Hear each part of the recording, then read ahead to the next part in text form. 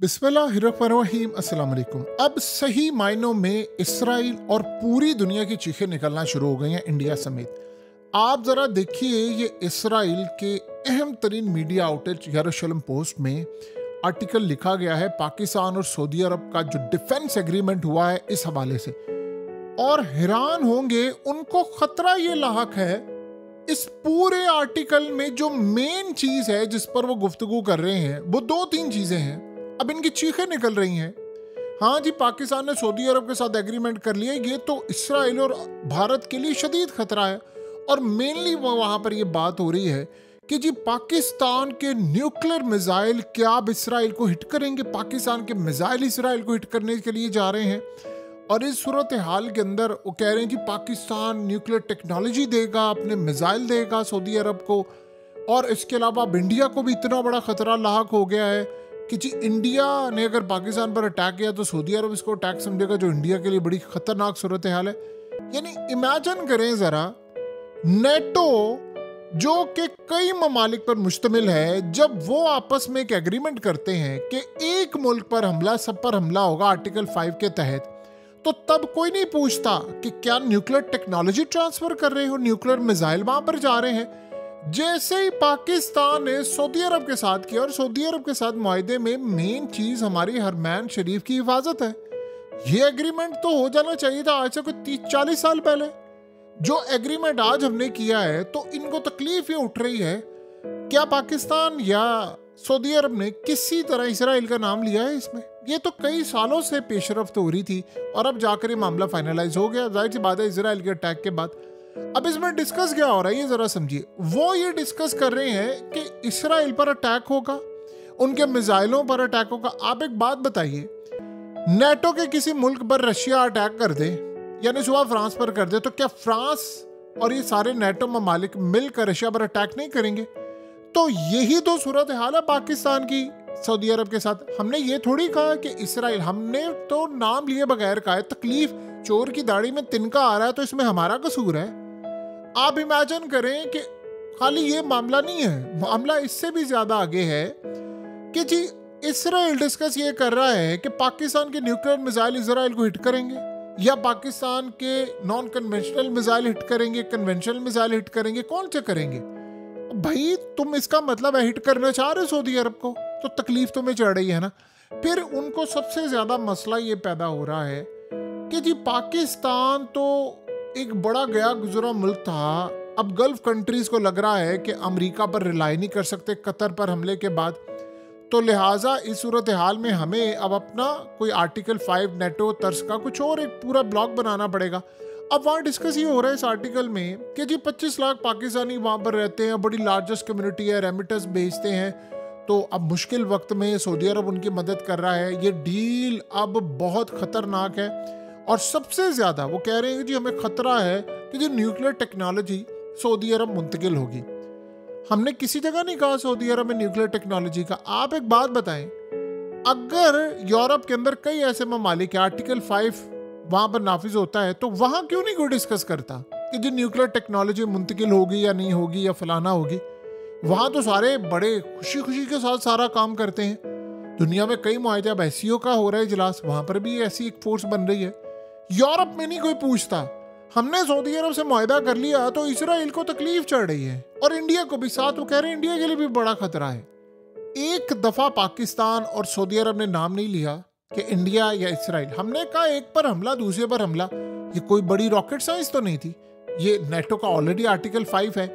तो वहां नहीं आप कहते कि जी वो ममालिक जिनके पास न्यूक्लियर नहीं है उनको ये मुहैया करेंगे न्यूक्लियर। लेकिन पाकिस्तान का जब सऊदी अरब से मुआहदा होता है तो इसराइल को तकलीफ होती है न्यूक्लियर मिसाइल हम पर ना लग जाए, पाकिस्तान के मिसाइल तिल अवीव को ना उड़ा दे। अभी हालिया ईरान के मिसाइलों ने इनका कबाड़ा किया। और खाली ये नहीं है, ये जरा देखिए बीबीसी का आर्टिकल, ये तो चले हो गए ना यरूशलेम का, बीबीसी का आर्टिकल देखें। उन्होंने पूरे का पूरा आर्टिकल लिख दिया इंडिया के ऊपर कि जी इंडिया को खतरा है। और वो कह रहे हैं जी इंडिया के लिए तो बड़ी तबाहकुन सूरत हाल पैदा हो गई कि इंडिया के तो सऊदी अरब के साथ भी ताल्लुकात हैं, लेकिन अब वो कंसीडर कर रहे हैं कि जी अगर पाकिस्तान पर हमला हुआ तो सऊदी अरब पर हमला समझा जाएगा। तो ये तो भारत के लिए बहुत ज़्यादा खतरे की घंटियाँ बज गई हैं, तो बजनी तो चाहिए ना। भाई अब इस सूरत हाल में इसराइल की नजरें मुसलमानों के मुकद्दस मकामात पर अब से नहीं कब से हैं, तो क्या हम उसकी हिफाजत ना करें? क्यों ना करें हम उसकी हिफाजत? बल्कि तो होना तो ये चाहिए, सारे मुस्लिम कंट्रीज को एक ब्लॉक बनाना चाहिए और हम जाए उसमें अब ये डिस्कस करें। जी पाकिस्तान के डिफेंस मिनिस्टर ने न्यूक्लियर की बात कर दी है, तो ये तो इसराइल के लिए बड़ा खतरनाक है। अब पाकिस्तान के मिसाइल इसराइल के खिलाफ जाएंगे। एक जगह पाकिस्तान ने या सऊदी अरब ने ये बात कही नहीं है कि हम इसराइल को हिट करेंगे या फलाना करेंगे। हमने कहा है कोई भी मुल्क करेगा, कोई भी मुल्क में इसराइल को तकलीफ क्यों हो रही है? इसका मतलब है इसराइल ने हिट करना था ना, तो तकलीफ तो आपको होनी है कि भाई पाकिस्तान के एटमी मिसाइल, पाकिस्तान की हमने इतनी खूबसूरत मोहम्मद बिन सलमान ने शिक ऐड करवाई है, मजा आ गया उसमें बात ही सारी खत्म कर दी है। और लाजवाब है इस एग्रीमेंट की जो लाइनें हैं, उसमें ये कहा ही नहीं गया ये मिसाइल वो मिसाइल, ये फौज वो फौज, ये डिफेंस सिस्टम वो डिफेंस सिस्टम। उसमें कहा गया सऊदी अरब पर हमला, पाकिस्तान पर हमला समझा जाएगा, पाकिस्तान पर हमला सऊदी अरब पर, बात खत्म। आगे आप उसको फिर तशरीह करते रहे, उसकी एक्सप्लेनेशन करते रहे। असल में इसराइल को सबसे बड़ा झटका ये लग रहा है कि यार हमारा मुल्क अब महफूज नहीं है। अब लड़ाई होने जा रही है उसकी एक न्यूक्लियर मुल्क के साथ, और वो आगे से ये दोनों आर्टिकल में आपको पता है ये चीजें क्या मेंशन है कि अमेरिका खुश नहीं है। अब उसमें क्लियरली लिखा हुआ है कि वाशिंगटन खुश नहीं है, अमेरिका खुश नहीं है पाकिस्तान के इस एग्रीमेंट से। मोहम्मद बिन सलमान को आप इस बात पर दाद दें, जो सबसे बड़ी बात है कि उन्होंने एग्रीमेंट होने से पहले CIA को और मोसाद को और रॉ को भिनक नहीं बढ़ने दिया, एग्रीमेंट करके उनको बता दिया। ट्रम्प को बताता एग्रीमेंट है तो ट्रम्प ने कहना था पहले तो ड्राफ्ट मुझे भेजो ना, उसमें मैं बताऊंगा कौन सी शिक डालनी करनी। अगले ने एग्रीमेंट करके बताया। भाई एक मुल्क ने आपको सिक्योरिटी के लिए रखा हुआ है, आप सोचे ना कि आपने एक सिक्योरिटी के लिए रखा हुआ है, अपने गार्ड्स रखे हुए हैं, और वो गार्ड्स ही दुश्मनों के साथ मिल जाए तो आपकी उसने क्या हिफाजत करनी है? अब कतर ने इनको रखा हुआ था कि भाई आपने हमारी हिफाजत करनी है, सारी गल्फ कंट्रीज ने रखे। हिफाजत की बजाय आपने उल्टा, अजीबोगरीब सूरत हाल है, आपने उल्टा दुश्मन की मदद करके कतर पर हमला करवा दिया है। और ट्रम्प 51 मिनट पहले गुफ्तगू कर रहे, नेतन्याहू को कह रहे ठीक है अटैक कर दो। किसी और ने नहीं, अमेरिकी मीडिया ने खुद इसको पूरी तरह बेनकाब किया है। तो इस सूरत हाल में अब इसराइल ये जानना चाह रहा है कि पाकिस्तान के कौन कौन से मिसाइल हमें हिट करेंगे, कहां से हिट करेंगे, सऊदी अरब से हिट करेंगे। इसका ये मतलब है कि इन्होंने सऊदी अरब को भी निशाना बनाने की नापाक कोशिश करनी थी, जो अब इनको समझ आ रही है यार ये मामला तो बिगड़ गया, क्योंकि पाकिस्तान के पीछे तो चाइना खड़ा है। अब असल में इसराइल का मुकाबला होगा चाइनीज टेक्नोलॉजी से। देखें, दो चीजें आप ध्यान में रखिएगा। ईरान ने जो अटैक किया है, सऊदी अरब इस सूरत हाल में बेहतर पोजीशन में होगा। ईरान ने जो अटैक किया है वो डिफेंस सिस्टम इनके नहीं रोक पाए। सऊदी अरब पर खुदा ना आसा इन्होंने करने की कोशिश की तो फिर पाकिस्तान के मिसाइल इसराइल को टारगेट करेंगे। ये बात इसराइल को हजम नहीं हो पा रही, इस बात को वो तकलीफ लेकर बैठे हुए हैं। अब इसराइल पाकिस्तान पर अटैक करे तो पाकिस्तान चुप करके बैठा रहेगा, सवाल ही पैदा नहीं होता। अब हमारा एग्रीमेंट हो गया है ना सऊदी अरब के साथ कि अगर सऊदी अरब पर हुआ तो हम यही कंसीडर करेंगे कि पाकिस्तान पर हुआ, तो जवाब तो देना है भाई, आप करो ही ना। अब उनको तकलीफें चढ़ रही है। जो असल मसला है कि बाकी ममालिक भी आ रहे हैं, वो कह रहे हैं मिस्र भी आ रहा है, वो कह रहे हैं जी तुर्की भी आ रहा है, बाकी गल्फ कंट्रीज भी आ रही हैं, उनको खदशा कतर भी ना आ जाए। अब मजे की बात यह है कि मोहम्मद बिन सलमान ने टाइम ही ज़ाया नहीं किया, उन्होंने कहा ठीक है यार करो मुकाओ, और अब अमरीका देखता रह गया। सो अब उनको असल में अब ये प्रोपेगेंडा क्या करेंगे ये समझिए।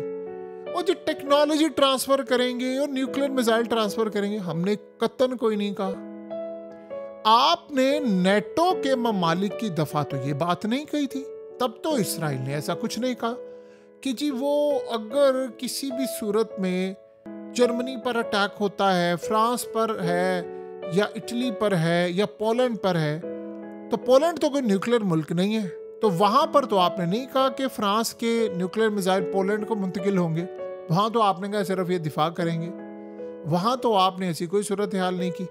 वहां तो आपने किसी स्वीडन का तो आपने नाम नहीं लिया कि जी वहां पर अगर ये हो जाता मामला, और या कनाडा का तो आपने नाम नहीं लिया, या दीगर ममालिक का तो आपने नाम नहीं लिया।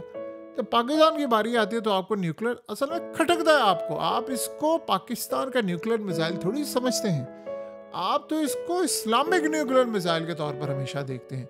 सो अब सूरत हाल है कि इसराइल को तकलीफ ये चढ़ रही है कि यार न्यूक्लियर मिसाइल आ रहे हैं, फलाना आ रहा है, ये आ रहा है, वो आ रहा है, आप हमला ना करें, हमें ज़रूरत ही नहीं पड़ेगी आप पर हमला करने की। बात सीधी सी है, आप पाकिस्तान पर हमला ना करें, आप सऊदी अरब पर हमला ना करें, हमने आप पर हमला नहीं किया। लेकिन ये एग्रीमेंट हो जाना चाहिए मुसलमानों का सबके साथ, ताकि इनको इनकी औकात में रख दें। नेटो करे तो ठीक है, हम करें तो तकलीफ इनको चढ़ी हुई है, और ये बात हजम नहीं आती इनको कि पाकिस्तान के तहत हो क्यों गया।